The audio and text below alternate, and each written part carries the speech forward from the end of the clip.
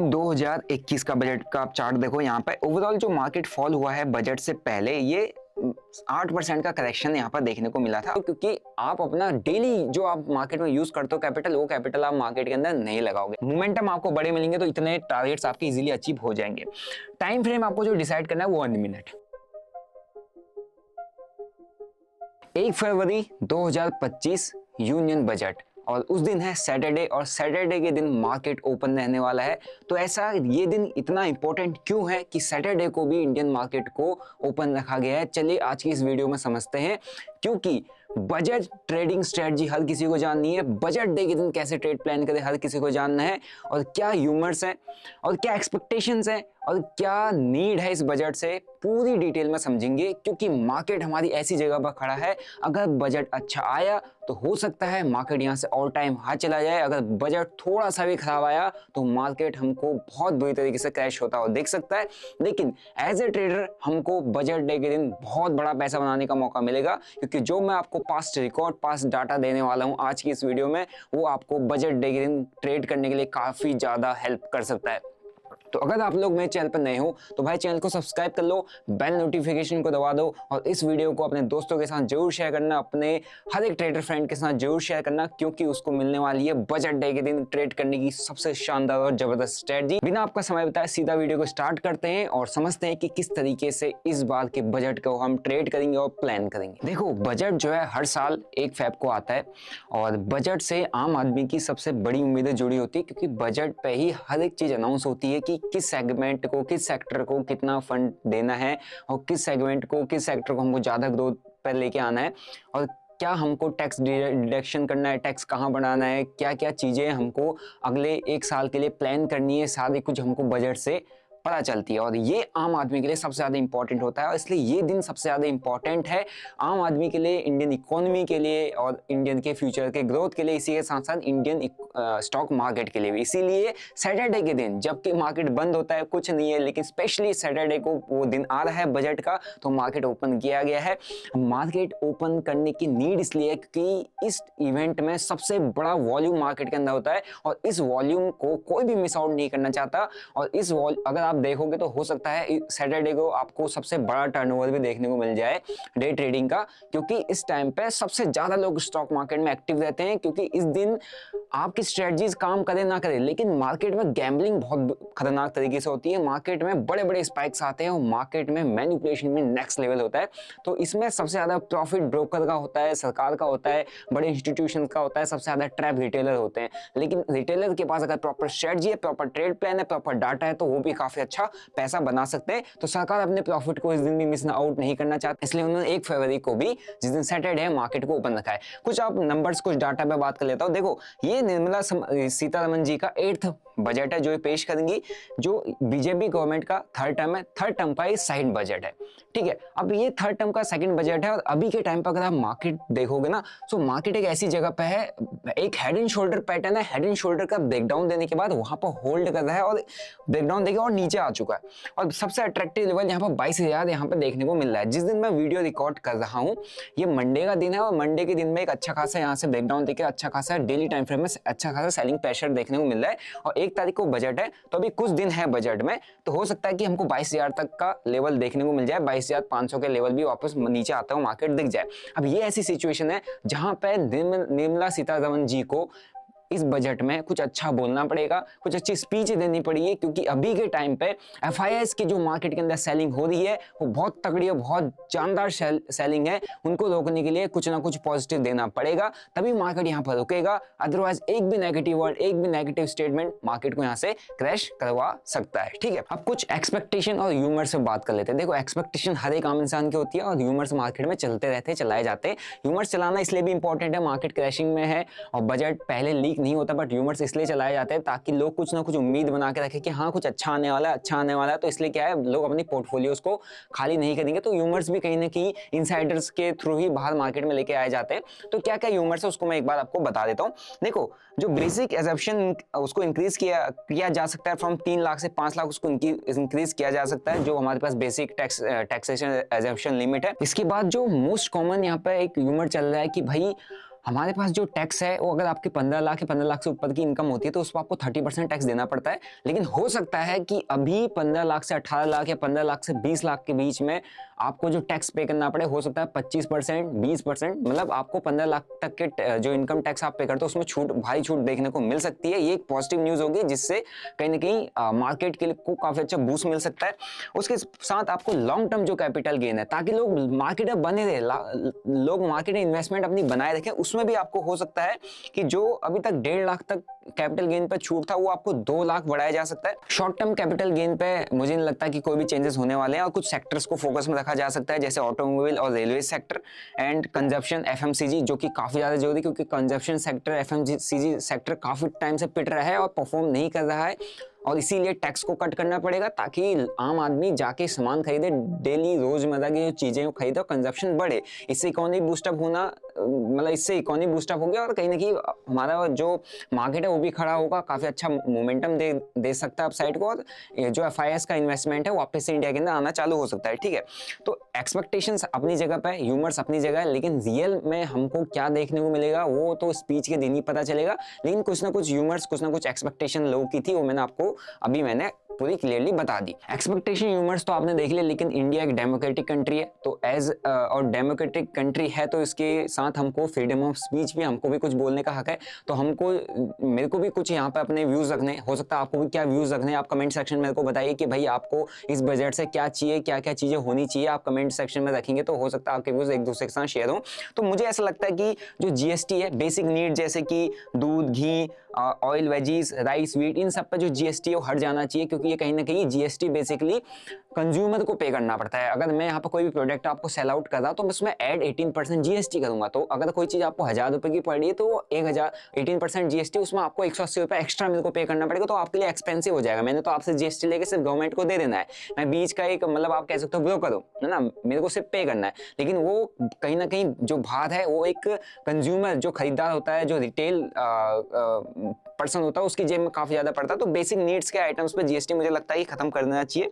और जो income tax slab है उसको 10 लाख से जो इनकम 7 लाख की जो इनकम पर आपको छूट मिलती है उसको बढ़ा के 10 लाख या 11 लाख कर देना चाहिए। कहीं ना कहीं इससे क्या है कि जो कंजप्शन है काफी ज्यादा हाई होगा। ये अपनी नीड भी है, अपनी मतलब जो बाद में रखना चाहते हो वो है। जो हमारे पास हेल्थ इंश्योरेंस होता है उसको भी मुझे ऐसा लगता है कि हेल्थ इंश्योरेंस पर आपको टैक्स नहीं लगाना चाहिए, क्योंकि हेल्थ इंश्योरेंस तो बेसिक नीड है, हर किसी को हेल्थ इंश्योरेंस की जरूरत पड़ती है।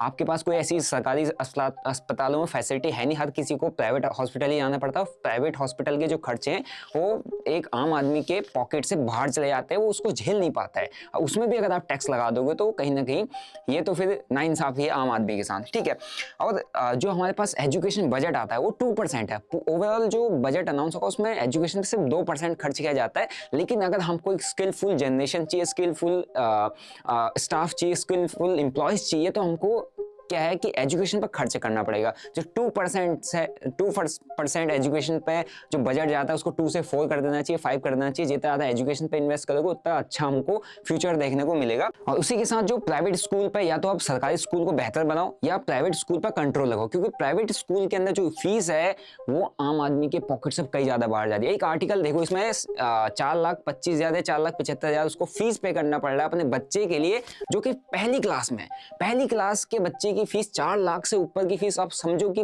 एक आम आदमी के ऊपर कितना ज्यादा बोझ बन चुका है अपने बच्चों को पढ़ाना। ठीक है, और सरकारी स्कूल में उतनी फैसिलिटीज नहीं है, तो कहीं ना कहीं एजुकेशन पे और सरकारी स्कूलों पे जो बेहिसाब फीस ली जा रही है इसको भी कहीं ना कहीं थोड़ा बहुत कंट्रोल करना चाहिए, ताकि एक आम आदमी अपने बच्चों को अच्छे से पढ़ा सके। और इसके साथ मेरे को ये भी लगता है कि जो हमारे पास टैक्सेशन, जिसकी वजह से इंडिया के अंदर जितनी भी रिच क्लास के लोग हैं, जितने भी मिलियनियर्स है देश को छोड़ के जा रहे हैं, उसका सबसे इंपॉर्टेंट रीजन है कि हैवी टैक्सेशन। या एक और रीजन है कि जो आपका टैक्सेशन सिस्टम है हमारा वो बहुत कॉम्प्लिकेटेड, हर किसी को समझने में इसको दिक्कत होती है। इवन मैंने अभी कुछ दिन पहले वीडियो बनाया था जिसके अंदर मैंने बताया था कि क्यों यहाँ पे लोग एफएनओ ट्रेडिंग करके आईटीआर फाइल नहीं करते, क्योंकि उनको फाइल करना ही नहीं आता, उनको नहीं पता है। वेल, उस पर वीडियो आ जाएगा आपके लिए, डिटेल वीडियो बहुत जल्दी बना के लाने वाला हूँ, जरूर देख लीजिएगा। ठीक है, तो जो टैक्सेशन सिस्टम है मुझे ऐसा लगता है कि उसको कहीं ना कहीं थोड़ा सा इजी करना चाहिए, ताकि हर किसी को समझ में आ जाए। यहाँ तक बात की थी हमने ह्यूमर्स, नीड, एक्सपेक्टेशन, हमें क्या चाहिए, क्योंकि हमारे पास फ्रीडम ऑफ स्पीच है, आपके पास भी फ्रीडम ऑफ स्पीच है, उसका फायदा उठाए कमेंट सेक्शन में अपने जो भी व्यूज हैं, जो भी आपको चाहिए निर्मला सीतारमन जी से है ना, एक्सपेक्टेशन है, जरूर कमेंट सेक्शन में जरूर रखिएगा, ठीक है। और आपको क्या लगता है कि क्या क्या चीज़ें आ सकती है वो भी बताइएगा। अब बात करते हैं पास्ट रिकॉर्ड, क्योंकि पास्ट रिकॉर्ड जाना हमारे लिए काफ़ी ज़्यादा जरूरी है, क्योंकि बेसिकली बजट के दिन मार्केट में बेट होता है। मार्केट में आप कोई स्ट्रेटजी किसी भी काम नहीं करती, जहां मार्केट चला, जैसा मार्केट चला, जिसने जितना अच्छा पकड़ लिया, जिसने जितना अच्छा प्रेडिक्ट कर लिया, वो मार्केट में उतना अच्छा पैसा बना लेगा। यही बजट का गेम होता है और इसलिए सबसे ज्यादा वॉल्यूम उस दिन आता है।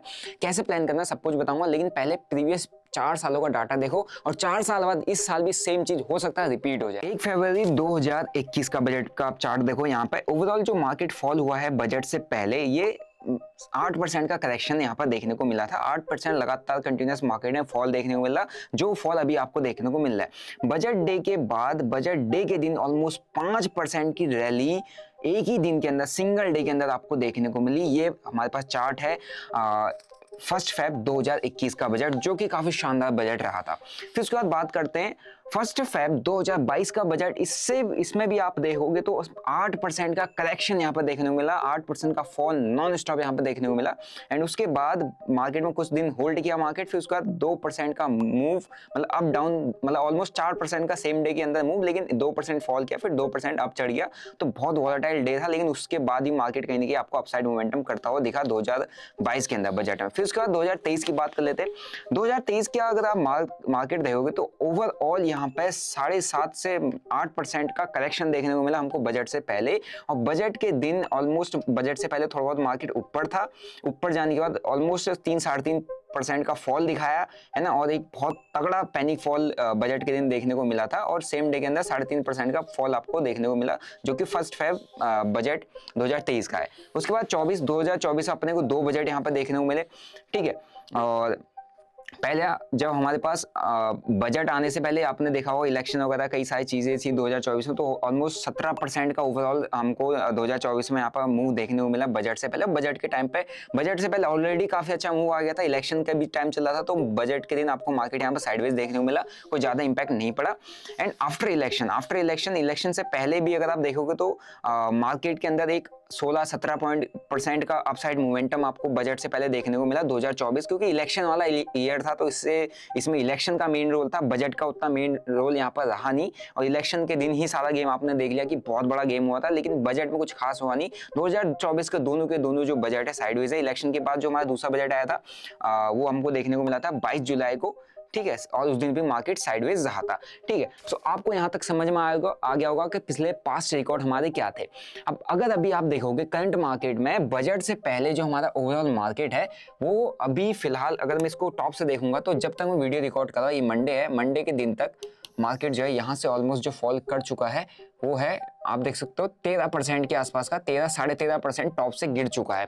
और प्रीवियस जितने भी अपन ने बजट के पिछले 4 सालों में अगर आपने देखा तो 3 बार या 2 बार जब भी मार्केट इतना अच्छा फॉल किया है, बजट से पहले करेक्ट किया हुआ है, तो बजट के टाइम में, बजट के बाद मार्केट में एक अच्छा खासा अपसाइड मोमेंटम देखने को मिला है। ये हमारे पास प्रीवियस रिकॉर्ड है, ठीक है। तो अब इससे आप एक चीज समझ सकते हैं कि अगर बजट से पहले यहाँ पर मार्केट को गिराया जा रहा है, मार्केट को नीचे लेके आया जा रहा है, मार्केट को करेक्ट किया जा रहा है, मार्केट में सेलिंग प्रेशर आ रहा है, तो according to data, according to history, there are high chances, high probability कि बजट में कुछ अच्छा पॉजिटिव बोला जा सकता है। तो हो सकता है यहां से आपको बढ़िया अपसाइड मोमेंटम या अपसाइड रैली देखने को मिल जाए आफ्टर द बजट और ऑन द बजट डे, ठीक है। तो ये आपको पास्ट रिकॉर्ड से समझ में आ गया होगा। चलिए अब थोड़ा आगे चल के अब थोड़ा सा और डिटेल में समझ लेते हैं कि किस तरीके से हम यहाँ पर प्लान बनाएंगे। अब इन जो प्रीवियस 4 सालों को मैंने यहाँ पर जो आपको रिकॉर्ड दिखाया है बजट का, जो पूरा का पूरा चार्ट आपको शो किया, अब उससे थोड़ा सा कंक्लूजन मैंने यहाँ पे निकाला है। पहला चीज आपने देखा होगा कि जब भी मार्केट फॉल करता है, बजट से पहले आपको फॉल यहाँ पर देखने को मिलता है, तो मार्केट में एक अच्छा खासा उसके बाद मोमेंटम देखने को मिलता है, अगर हम प्रीवियस 2024 को छोड़ दें, क्योंकि वो इलेक्शन ईयर था। उसके बाद आप अगर सीधे 2021 पे चले जाओ, 21 से पहले 2021 के चार्ट में आपने देखा कि मार्केट काफी अच्छा फॉल कर रहा था। जब मार्केट काफी अच्छा फॉल कर रहा था तो एक ही दिन के अंदर 5% का अपसाइड मोमेंटम हमको देखने को मिला। अब 2021 के बाद ये 2025 है, और 4 साल यहाँ पे, 4 साल में आपने देखा कि 4 साल एक लीप ईयर का कॉन्सेप्ट भी चलता है मार्केट में। 4 साल के अंदर चीजें 2016, 2020, 2024 ऐसे ऐसे करके 4 साल में चीजें रिपीट होती रहती है। 4 साल में, हर 4 साल में चीजें सेम चीजें बार बार होती हैं। ये आपने कॉन्सेप्ट सुना होगा, लीप ईयर कॉन्सेप्ट सुना होगा, तो लीप ईयर कॉन्सेप्ट भी इस बार मार्केट में हमको देखने को मिल सकता है। 2021 में बहुत अच्छा मार्केट ने फॉल दिखाया, ठीक है, एंड 2021 के जो फॉल था वो ऑलमोस्ट यहाँ पे काफी अच्छा फॉल था। उसमें उसके बाद 5% का आपको देखा कि सेम डे के अंदर फॉल देखने को मिला। तो अभी भी देखोगे तो 2024 के अंदर हमको 13% का यहाँ पर फॉल देखने को मिला, और 13% के 13 से 15% भी हो सकता है फॉल, और हो सकता है बजट के दिन आपको यहाँ से 3-4%, 2-3% का अपसाइड मोमेंटम भी देखने को मिल जाए, ठीक है। अब बात करते हैं कि हमारी यहाँ पर ट्रेडिंग स्ट्रेटजी क्या होगी, जो कि सबसे इंपॉर्टेंट है। अब हमको इतना तो पता है कि बजट के दिन हमको ट्रेड करने को बहुत भरपूर मिलने वाला है। लास्ट ईयर को अगर हटा दें, प्रीवियस सारे ईयर के आप रिकॉर्ड उठा के देख लेना, मार्केट के अंदर बहुत शानदार वॉलेटिलिटी मिलती है, बहुत तगड़े अपसाइड डाउनसाइड मोमेंटम मिलते हैं, वाइल्डनेस आती है, विक्स पीक पे होता है, विक्स बहुत हाई होता है, प्रीमियम्स ऊपर नीचे बहुत खतरनाक यहाँ पे चलते हैं। तो स्पेशली यहाँ पर कुछ चीजें ध्यान रखनी है। अगर आप ये सोचो कि मैं बजट डे के दिन एक ऐसी स्पेसिफिक मेरे को स्ट्रेटजी मिल जाए जिसके बेसिस पर मैं तुरंत पैसा लगाऊं, मेरा पैसा बन जाएगा, ऐसा नहीं है। Budget day most volatile day होता है, मोस्ट डेंजरस डे होता है, इवेंट बेस्ड डे होता है, न्यूज बेस्ड डे होता है, हर एक शब्द इंपॉर्टेंट होता है फाइनेंस मिनिस्टर का, और उस दौरान पर मार्केट में उथल पुथल बहुत भयंकर चलती है। एक चीज ध्यान रखो, पहला आपको अपना ट्रेडिंग कैपिटल उस दिन कितना रखना है वो पहले से डिसाइड करना पड़ेगा, और जो कैपिटल रखोगे वो कैपिटल पूरा जीरो करने के लिए तैयार रहना, क्योंकि वो जीरो हो सकता है। वैसे उस दिन एक्सपायरी नहीं है, प्रीमियम्स आपको एकदम से जीरो होते नहीं दिखेंगे, लेकिन आपको उतना कैपिटल रखना है कि जो कैपिटल आप लूज करना अफोर्ड कर सकते हो, क्योंकि आप अपना डेली जो आप मार्केट में यूज करते हो कैपिटल, वो कैपिटल आप मार्केट के अंदर नहीं लगाओगे। अब स्ट्रेटजीज क्या फॉलो करनी है वो मैं आपको बताता हूँ, जो कि आपको काफी हेल्प कर सकता है मार्केट के अंदर टिकने में, या मार्केट के अंदर कुछ पैसा बना के घर लेके जाने में। पहला चीज, इंडेक्स हम जो ट्रेड करेंगे वो सेंसेक्स करेंगे, ठीक है। उस टाइम पे नियरेस्ट जो एक्सपायरी है सेंसेक्स की है, सेंसेक्स की ट्यूसडे को एक्सपायरी होता है, एंड मंडे तो सैटरडे को हमारे पास उस दिन मार्केट ओपन है, तो सैटरडे को हमको सेंसेक्स के प्रीमियम काफी अच्छे मूव करते हुए दिखेंगे कंपैरेटिवली बैंक निफ्टी और निफ्टी, ठीक है, क्योंकि इसका नियरेस्ट वीकली एक्सपायरी है। अब हम बात करते हैं टाइमिंग की। टाइमिंग हमारे पास pre and post speech, pre and post speech मतलब देखो, दो फेज में बजट के दिन मार्केट चलता है। पहला चलता है जब हमारे पास फाइनेंस मिनिस्टर स्पीच देने आ रही होती है, स्पीच देने से पहले या स्पीच के कुछ बोलने से, इंपॉर्टेंट अनाउंसमेंट से पहले का, ठीक है। मार्केट ओपन हो जाता है, वो बजट के लिए आती है, स्पीच देती है, वहां से स्पीच देना चालू होती है, तो उससे पहले एक मोमेंटम आ जाता है, उसको आपको ट्रेड करना है फर्स्ट हाफ। सेकेंड, स्पीच के दौरान या स्पीच के बाद, ठीक है, स्पीच के बीच में आपको ट्रेड नहीं करना है, मैं आपको कहूंगा, क्योंकि स्पीच के बीच में ऊपर नीचे मार सकता है। स्पीच के बाद करोगे या स्पीच के पहले करोगे तो सही पैसा बन जाएगा, बीच में आपके एसएल चले जाएंगे, ठीक है। प्री एंड पोस्ट स्पीच आपको ट्रेड करना है। नंबर ऑफ ट्रेड्स कितने प्लान करोगे? 4 ट्रेड। 4 ट्रेड कैसे? प्री में आपको यहाँ पर 2 ट्रेड्स लेने हैं, पोस्ट में आपको 2 ट्रेड्स लेने हैं, ठीक है। आप अगर और दिन 5, 10, 15, 20 ट्रेड करते होंगे, मैं नहीं कहूंगा इतने ट्रेड आप करो, क्योंकि ये ट्रेड इतने ट्रेड करके कोई फायदा नहीं है, आपके ब्रोकरेज ज्यादा चले जाएंगे। पहले में 2, दूसरे में 2, कैसे प्लान करेंगे वो बताता हूं आपको। यहाँ पर जो अपना रिस्क के अगेंस्ट में रिवॉर्ड को पकड़ना है वो 1:3 या 1:4, उससे नीचे तो काम ही मत करना, क्योंकि बड़ा दिन है, बड़ा पैसा बनाने वाला दिन है। स्टॉप लॉस जाएगा, लेकिन रिवॉर्ड आपको पकड़ना है 1:3। अगर 10,000 का लॉस लेने के लिए प्लान कर रहे हो ट्रेड को, तो एटलीस्ट 30,000 40,000 वहां पर बनने चाहिए, अदरवाइज फिर ट्रेड करने का कोई फायदा नहीं है ऐसे दिन, ठीक है। तो 1:3, 1:4 पर काम करना। 1:2, 1:1 वाले ट्रेडर तो उस दिन साइड ही हो जाना, बिल्कुल मत करना, क्योंकि उसका कोई फायदा नहीं है। मोमेंटम आपको बड़े मिलेंगे तो इतने टारगेट्स आपके इजीली अचीव हो जाएंगे। टाइम फ्रेम आपको जो डिसाइड करना है वो 1 मिनट। 1 मिनट में क्यों करना है मैं आपको बता देता हूँ। 1 मिनट से लेकर 5 मिनट में आप करोगे, देखो 5 मिनट की एक एक कैंडल आपकी ऐसी बन जाती है, तो अब यहाँ पर अगर आप अपनी एंट्री बनाओगे ना, तो आपका जो यहाँ पर स्टॉप लॉस है 50% का स्टॉप लॉस चला जाएगा, और 5 मिनट में 5 कैंडल होती है 1 मिनट की। तो अगर आपने सही टाइम पर ट्रेड को पकड़ना सीख लिया, सही रेंज में उठा लिया ट्रेड को, तो आप 5 मिनट की एक कैंडल के अंदर तो अपनी एंट्री बना के एग्जिट करके भी निकल जाओगे। तो जो टाइम फ्रेम आपका रहेगा 1 मिनट में ट्रेड करो, ताकि आपको टाइम से एंट्री मिल जाए, क्योंकि स्पाइक बहुत बड़े मिलते हैं। 5 मिनट की कैंडल नॉन स्टॉप जाएगी और आप देख ही रह जाओगे एंट्री करने के लिए, लेकिन आप एंट्री नहीं कर पाओगे, क्योंकि आपका स्टॉप लॉस भी बहुत बड़ा बन जाएगा। तो इससे अच्छा है कि जितना छोटे टाइम फ्रेम में ट्रेड को पकड़ लो, उतना क्विक एंट्री और उतने बढ़िया आपको टारगेट्स भी मिल जाएंगे, उतना ही छोटा स्टॉप लॉस रहेगा। आपका जो ट्रेडिंग स्टाइल होगा, वो क्या ट्रेडिंग स्टाइल आपको फॉलो करना है? पहला होता है स्कैल्पिंग और मोमेंटम स्ट्रेटजी। जहां को निकले आपको उधर को ट्रेड मारना है, क्योंकि आप ट्रेडर हो, आप होल्ड नहीं करते उस दिन, आपने ट्रेड करना है। स्कैल्पिंग 1 मिनट टाइम फ्रेम में स्कैल्पिंग करने की अपॉर्चुनिटी मिलती है, अपन स्कैल्पिंग करेंगे। और उसके बाद जिनको थोड़ा सा समझ नहीं आ रहा है कि कहाँ जाएगा, किधर जाएगा, कैसे ट्रेड करेंगे, क्या करेंगे, सबसे बढ़िया स्टाइल होता है लॉन्ग स्ट्रैडल बनाना। लॉन्ग स्ट्रैडल हर कोई आपको बताता है, बट ये सही भी है। कब तक सही है, मतलब अगर बढ़िया मोमेंटम आया, वाइल्ड मोमेंटम आया दोनों साइड में से, तो हो सकता है आपके कुछ पैसे बन जाएं, क्योंकि आउट ऑफ द मनी का प्रीमियम भी काफी अच्छा चलता है। स्पेशली सेंसेक्स के जो ओटीएम होते हैं वो काफी अच्छा स्पाइक देते हैं। ठीक है, किसमें? सेंसेक्स में। सेंसेक्स का काफी अच्छा स्पाइक देते हैं। लेकिन अगर आपको लॉन्ग स्ट्रैडल भी बनाना है तो एक चीज ध्यान रखना, उस दिन एक्सपायरी नहीं है। एक्सपायरी नहीं है तो आपको स्टॉप लॉस के साथ टारगेट भी सेट करना पड़ेगा कि यार इतना टारगेट मिल गया तो ठीक है, क्योंकि ऐसा होता है एक्सपायरी के दिन जब आप लॉन्ग स्ट्रैडल बनाते हो तो आपका एक प्रीमियम होगा जो आउट ऑफ द मनी 10-20 रुपए का चल रहा होगा, तो हो सकता है वो 60-70-100 मार जाए, है ना। दूसरा साइड का प्रीमियम 0 हो जाए, लेकिन उस दिन एक्सपायरी है ही नहीं, तो दूसरे साइड का प्रीमियम 0 होना ही नहीं है। जब दूसरे साइड का प्रीमियम होना ही नहीं है तो दोनों प्रीमियम ऊपर नीचे कर सकते हैं। तो आपका हो सकता है, मुझे ऐसा लगा है कि स्ट्रैडल उस दिन फेल हो सकता है मे बी। तो अगर जिसको लगता है वो स्ट्रैडल बना सकता है। स्ट्रैडल का मतलब क्या होता है? OTM, out of the money की, है ना, कोई एक कॉल और कोई एक पुट को क्या कर लेना? बाय कर लेना। कितना? Same quantity same capital, quantity और कैपिटल जो होगा वो आपका सेम होगा। ठीक है, फॉर एग्जांपल अगर आपने कॉल बाय करनी है तो आप यहाँ से 10K से कॉल बाय कर सकते हो।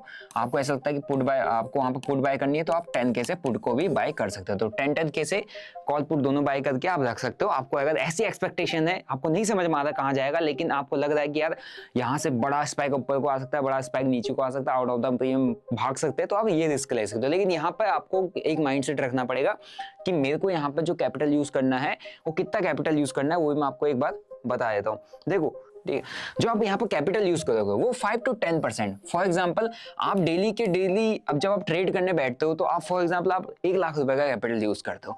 अब ये क्या है ना, इवेंट बेस्ड है, वॉलेटाइल डे है और इस दिन रिस्क काफी ज्यादा होता है, रिवॉर्ड भी काफी अच्छे मिलते हैं। जब आपको रिवॉर्ड अच्छा मिलना है ना, तो आपको रिस्क कम लेना होता है। कम रिस्क में भी आप काफी अच्छा पैसा बना सकते हो। तो अगर आप 1 लाख का कैपिटल यूज करते रहे डेली बेसिस पे, तो आप उस दिन ये करोगे कि आप यहाँ से मैक्स टू 15 या 15 या 20K का कैपिटल यूज करो। मतलब आप ये कह सकते हो 10 to 20% ऑफ योर अकाउंट का आप यूज करो इस दिन ट्रेड करने के लिए, वो बेस्ट रहेगा। क्योंकि इतने कैपिटल पर आप रिस्क ले सकते हो, क्योंकि आप बेसिकली ट्रेडर हो, आप रिस्क लेने के लिए मार्केट में आए हो, तो इतना कैपिटल पर रिस्क लेना तो बनता है। ठीक है, क्योंकि आप अदरवाइज आप ट्रेड ही मत करो उस दिन, क्योंकि उस दिन कोई लॉजिक, कोई सेंस नहीं बनता ट्रेड करने का। क्योंकि आप इवेंट को ट्रेड करते हो, न्यूज को ट्रेड करते हो। जब इवेंट और न्यूज को ट्रेड किया जाता है तो प्रॉपर स्टॉप लॉस के साथ एंट्री बना के आप सिर्फ एक बेट करते हो। आपको नहीं पता कहाँ जाएगा, कैसे आएगा, क्योंकि हर एक शब्द, हर एक स्पीच मार्केट की डायरेक्शन को चेंज कर सकता है। सिर्फ आपको एक सेटअप दिखता है, एक स्टॉप लॉस का लॉजिक दिखता है, आपने एंट्री बनानी है और मोमेंटम को पकड़ना है। और इसमें भी अगर आपको मोमेंटम पकड़ने का तरीका बता देता हूँ, 1 मिनट टाइम फ्रेम में आपको मार्केट को रीड करना है। मार्केट के चार्ट को 1 मिनट टाइम फ्रेम में रखोगे। आपको ये फोकस करना है कि जब मार्केट यहाँ से अपसाइड में मोमेंटम दे रहा है तो एक रेंज बनाए। 1 मिनट टाइम में जितनी नैरो रेंज बनेगी, इस नैरो रेंज में फोकस रखना। इस नैरो रेंज का आपको अपसाइड ब्रेकआउट मिलता है, ठीक है, आपकी सीधी यहाँ पर एंट्री बनती है। ओके, आप इस रेंज के लो का एसएल प्लान करके इसको राइट करो। और जितना, और ये जो टाइम फ्रेम रहेगा 1 मिनट का रहेगा। या आप राइट कैसे कर सकते हो, या तो आप यहाँ पे स्कैल्प करो, ठीक है, अब या तो यहाँ से आप मोमेंटम पकड़ो। ओके, या तो आप यहाँ से मोमेंटम पकड़ो, स्कैल्प पकड़ो। अब मोमेंटम को ट्रेड करने का यहाँ पर क्या तरीका होता है, जब तक कोई भी प्रीवियस कैंडल, जैसे आपकी नॉन स्टॉप कैंडल यहाँ पर चल रही है, नॉन स्टॉप कैंडल यहाँ से आपकी चल रही है, ठीक है, और यहाँ पर आपकी कहीं पे इधर पे आपकी एंट्री बनी है, यहाँ पे ये स्टॉप लॉस है, नॉन स्टॉप कैंडल चल रहा है, राइट करते रहो, राइट करते रहो, राइट करते रहो। कोई भी कैंडल प्रीवियस कैंडल का लो ब्रेक करती है, एग्जिट कर जाओ। This is momentum trading, that simple. Scalping क्या है, एंट्री बनाई, फ्लो में जितना मिला, थोड़ा बहुत आपको लग रहा है कि नीचे को आने लग गया, आप तुरंत वहां से एग्जिट कर दो। दैट सिंपल, यही हो सकता है। और इसलिए बजट के दिन आपको बहुत बड़े बड़े मोमेंटम मिलते हैं। तो scalping and momentum is the best way to trade. Previous जितने बजट मैंने वीडियो बनाया है उसमें मैंने आपको ये बताया था कि स्कैल्पिंग एंड मोमेंटम ही एज अ ऑप्शन बायर आपको पैसा बना के देगा। कोई स्पेसिफिक स्ट्रेटजी वहां पर पैसा बना के नहीं देगी, क्योंकि उथल पुथल होती है, दोनों साइड मार्केट मारता है। कहीं को भी ट्रेड लेके बैठ जाओ, आपके स्टॉप लॉस तो जाने ही जाना है। तो जहां को जाता है छोटे टाइम फ्रेम में 1 मिनट में पकड़ो, रेंज बनाओ, रेंज का ब्रेकआउट ब्रेकडाउन आता है, उस डायरेक्शन में ट्रेड लेके बैठ जाओ। तो आपका स्टॉप लॉस लगा के काम करना है, 4 ट्रेड प्लान करने हैं। पहला ट्रेड, जो पहले 2 ट्रेड है, बजट से पहले प्लान करना है ना, स्पीच से पहले प्लान करना, अगर मार्केट मोमेंटम देता है तो। उसके बाद जो आगे जो 2 ट्रेड आपके बचते हैं वो स्पीच के बाद आप प्लान कर सकते हो। स्पीच के बाद आपको एक बढ़िया डायरेक्शन मार्केट या बढ़िया फॉल किसी भी डायरेक्शन में देखने को मिल सकता है। लेकिन जो कैंडल्स बनती हैं 5-5 मिनट की कैंडल बहुत बड़ी बन जाती है। हम 5 मिनट में उस दिन मार्केट को ऑब्जर्व करते हैं, लेकिन 5 मिनट की एक ही कैंडल बहुत शानदार फॉल दे जाती है, एक ही कैंडल बहुत बड़ा स्पाइक दे जाती है। तो उसको बचने के लिए उस कैंडल को आप कैप्चर नहीं कर पाओगे, तो इससे अच्छा है कि 1 मिनट टाइम फ्रेम में काम करो, बहुत अच्छी स्कैल्पिंग, बहुत अच्छे मोमेंटम बन जाएंगे। बाकी जो लोग ये सोचते हैं कि भाई मैं उस दिन लॉन्ग स्ट्रैडल बना दूंगा, एक चीज ध्यान रखना, उस दिन एक्सपायरी नहीं है, तो हो सकता है लॉन्ग स्ट्रैडल का कॉन्सेप्ट आपका फेल हो जाए। सो आई होप आपको समझ में आया होगा कि बजट डे के दिन किस तरीके से आपको अपने ट्रेड्स प्लान करने हैं, क्या प्रीवियस डाटा था, क्या प्रीवियस हिस्ट्री थी, क्या प्रीवियस रिकॉर्ड था, और क्या क्या यहाँ पे एक्सपेक्टेशन है। एक्सपेक्टेशन के अकॉर्डिंग अगर बजट आता है, जो लोगों तक ह्यूमर्स पहुंचाए गए उसके अकॉर्डिंग बजट आता है, तो हो सकता है मार्केट में अच्छा खासा हमको बुल रन देखने को मिल जाए, अच्छा खासा रिकवरी देखने को मिल जाए। लेकिन अगर बजट अच्छा नहीं आता है, बजट में कोई भी ऐसी चीज नहीं आती जो FIIs फॉर इन्वेस्टर्स और रिटेलर्स, जो हमारे पास आम आदमी है, मिडिल क्लास, उनको कुछ भी उसमें ना मिले, उसमें टैक्स पे छूट ना मिले, कंजप्शन किसी भी सेक्टर को कुछ भी बूस्टअप ना मिले, तो बजट इस बार का फेल बजट हो जाएगा और मार्केट यहाँ से बहुत तगड़ा क्रैश कर सकता है। क्योंकि ऑलरेडी मार्केट ने, आप देख रहे हो, अपने एक हेड एंड शोल्डर पैटर्न का ब्रेकडाउन दे दिया है। ऑलरेडी मार्केट डाउन ट्रेंड में भी चल रहा है, एक बेरिश मार्केट में चल रहा है। ठीक है, तो इस मार्केट को यहाँ पर बचाने के लिए, मार्केट में अगेन बुल रन आने के लिए इस बजट को काफी अच्छा होना पड़ेगा, और एज ए ट्रेडर आप इस बजट को ट्रेड करके काफी अच्छा पैसा बना सकते हो। तो इस वीडियो को अपने दोस्तों के साथ जरूर शेयर करो। बाकी अगर आप बजट डे के दिन ट्रेड कर रहे हो, आपके पास डीमैट अकाउंट नहीं है ट्रेड करने के लिए, आप लोग धन पर अपना अकाउंट ओपन कर सकते हो। देखो, धन के अंदर सिंपल बेस्ट फीचर ये है कि आप स्कैल्पिंग जब करते हो तो स्कैल्पिंग के अंदर हमको बहुत बड़ी क्वांटिटी में गेम करना पड़ता है। फॉर एग्जांपल, अगर मेरे को 1 लाख, 5 लाख, 10 लाख का माल चाहिए, तो मैं मल्टीपल ऑर्डर्स डालते नहीं रहूंगा, मैं बास्केट बनाते नहीं रहूंगा, मेरे को एक क्लिक में ऑर्डर मारना है और बहुत क्विक एग्जीक्यूशन करके ट्रेड को खत्म कर देना है। तो ये बेस्ट फीचर मेरे को धन के अंदर मिल जाता है। और स्कैल्पिंग एंड मोमेंटम ट्रेडिंग दोनों के लिए हमको फास्ट एग्जीक्यूशन की जरूरत होती है, जो कि धन के अंदर बेस्ट है। स्कैल्पर मोड आपको मिल जाता है, जितनी क्वांटिटी डालनी, जैसा डालना है, आप सीधे 1 क्लिक में ऑर्डर डाल के ट्रेड से तुरंत एग्जिट और एंट्री करके निकल जाना है। ठीक है, और यही चीज हमको चाहिए बजट के दिन, ताकि हम फास्ट एग्जीक्यूशन मार्केट में कर सके। तो जो लोग भी ट्रेड करना चाहते हैं, they just can open your account on धन, लिंक मैंने डिस्क्रिप्शन बॉक्स में टॉप में दे रखा, आप जाके वहां से अपना अकाउंट ओपन कर सकते हैं फ्री ऑफ कॉस्ट, और अपनी बजट के दिन बहुत अच्छी ट्रेडिंग कर सकते हैं। मिलते हैं आपको नेक्स्ट वीडियो में। वीडियो अच्छा लगा वीडियो को लाइक करो, शेयर करो, चैनल को सब्सक्राइब करो। Till then bye bye, see you.